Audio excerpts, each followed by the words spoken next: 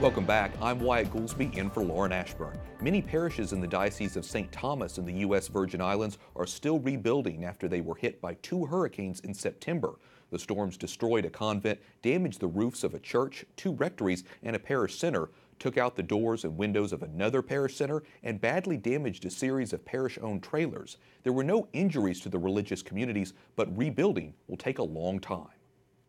Joining us now is Bishop Herbert Bevard of the Diocese of St. Thomas in the Virgin Islands, which serves the islands of St. Thomas, St. John, and St. Croix, all islands that felt the effects of Hurricane Irma and Maria. So, Your Excellency, you are here in town meeting with lawmakers in Congress and throughout the week. Tell me a little bit about the progress you've been making, if any. Well, Wyatt, I think we've made very good progress.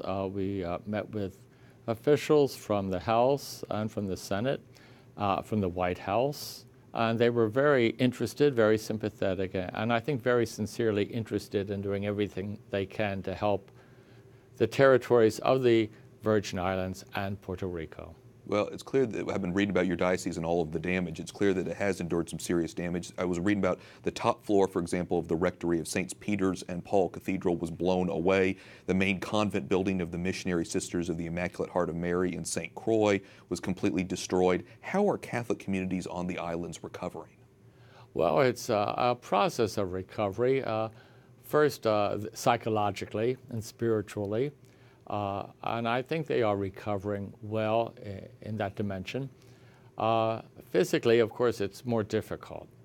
I know that with the help of God and with so many good people and with the help of insurance, those structures will be restored, along with some damage to parishes, to rectories and churches.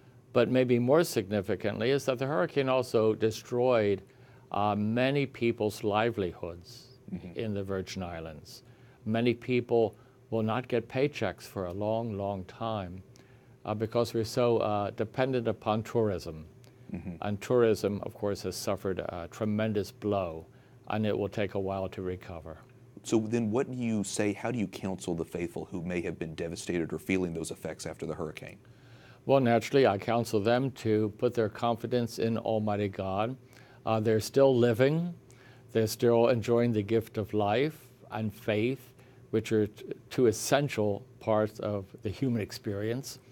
And I counsel them to be patient and to look forward to a day of healing and a day when the sun comes out and stays out. Sure. Prayer, patience, and positivity, all good things. And note that we will be praying for your diocese as well. Bishop Herbert Bevard of the Catholic Diocese of St. Thomas in the Virgin Islands, thanks so much for joining us. Thank you, Wyatt, very much.